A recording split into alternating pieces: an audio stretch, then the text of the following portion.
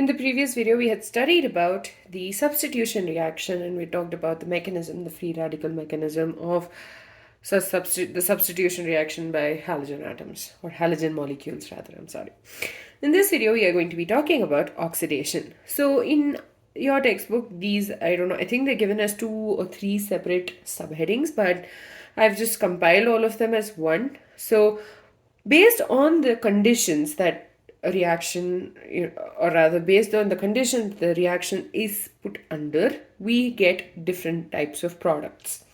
So because of that, here the first one is going to be complete oxidation, the second is incomplete, the third is controlled, and the fourth is going to be about oxidation of tertiary carbon atom, or rather I would better name it as oxidation of a compound containing a tertiary carbon atom. So the first one is complete oxidation. In this case, what happens is alkane is going to get heated in the presence of air or dioxygen for us to get carbon dioxide, water, and a large amount of heat. So here we have methane reacting with oxygen to give us carbon dioxide and 2 molecules of water. And the delta H value for this particular reaction is minus 890 kilojoules per mole. The next one is going to be butane. Butane on reaction with or under complete oxidation is going to give us the same carbon dioxide and water, which is 5 molecules of water in this case. And the delta H value in this case is equal to minus 2875 kilojoules per mole. So, 2 things. First one, this huge negative values of delta H show that there is a large amount of heat released. So that is why we use hydrocarbons as our fuels. So the minus sign indicates that it's an exothermic reaction, and the value itself shows that there is a lot of energy which is getting released in the process, and that's why all our fuels that we use are hydrocarbons. Second thing, now nobody will be able to remember, okay fine, C4H10, let me just write 13/2 oxygen molecules. That's not possible, okay? It's not at all possible. So what we do is, there is a general reaction that basically compiles this, and that is for an alkane with the formula CnH2n plus 2. Right, the number of oxygen molecules that will react with this on complete oxidation is going to be 3n plus 1 by 2, O2. Okay, so here suppose okay fine, I'll do that one second.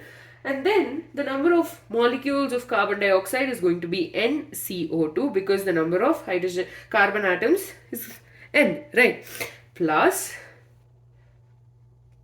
N plus 1 H2O, because 2 atoms of hydrogen is in the product, right? And here we have 2N plus 2. So yeah. Now let's take butane, C4H10, right? So this N is going to be C4, H2N plus 2 is going to be H10. Now let's substitute 3 into 4 plus 1 by 2, which is 3 4s are 12 plus 1, that's 13/2 molecules of oxygen. And here our product is N4CO2 and 4 plus 1, that's 5H2O. And that is how you remember this. Just learn this one well, and then you'll be able to write a reaction with any alkane undergoing the complete oxidation. So first is complete oxidation, we're done. Next is incomplete combustion. Complete oxidation can also be called as combustion, right? Whereas in the second case, incomplete combustion means that this particular reaction is going to be taking place in the insufficient amount of air or dioxygen, and this leads to the formation of carbon black. So we get carbon plus water. as the products, and this is carbon is a solid. So we had two products, carbon black and water. Oh, I'm sorry, it's 2H2O, by the way. Yeah. Now this carbon black is also useful, is quite useful. It's used as ink, printed inks and black pigment, and it's also useful as a filter. So that is about incomplete combustion. Next is controlled oxidation. As the name suggests, we control the conditions. So this particular reaction will take place at a particular amount of oxygen and in the presence of a specific catalyst, and based on what kind of reaction conditions we are placing the alkane under, we get a variety of products. So the first one is reaction of methane with oxygen. Obviously it's controlled oxidation, but it's in the presence of copper, which is basically a metal, and the temperature is 523 Kelvin and the pressure is 100 atmosphere. So what happens is when this reaction takes place, this leads to the formation of methanol, which is CH3OH. This is methanol, and you get two molecules of methanol.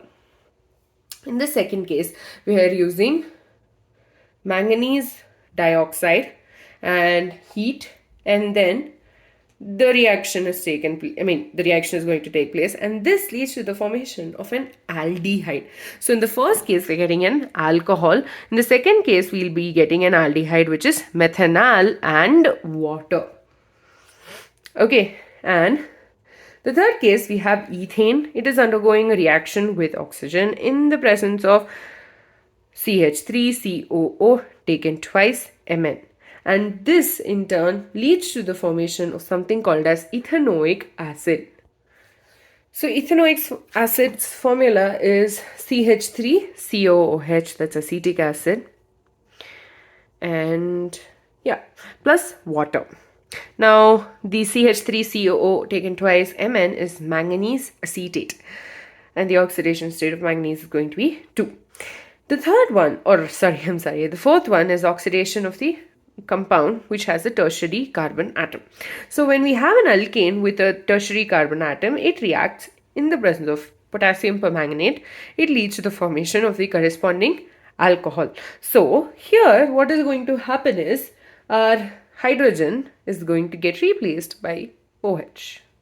For us to remember, that's probably not how the mechanism takes place, but you need to have a way to remember the products which are formed in a chemical reaction. So here we're just replacing the H with an OH. So it has given us, so we are taking 2-methyl propane, and that underwent a chemical reaction to give us 2-methyl propane 2-ol.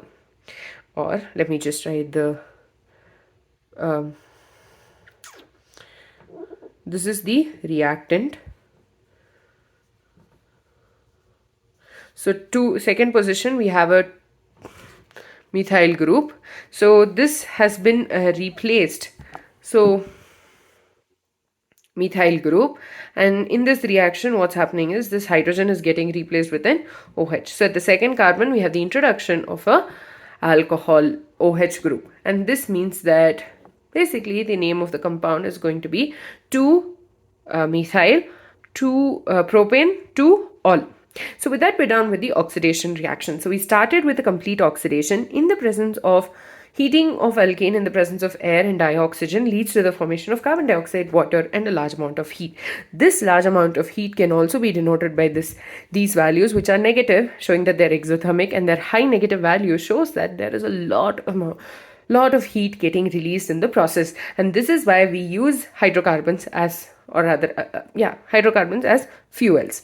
Now this particular reaction cannot be remembered, so this is the general equation for you to for the N value decides the name of the alkane, and that in turn will also help us identify the various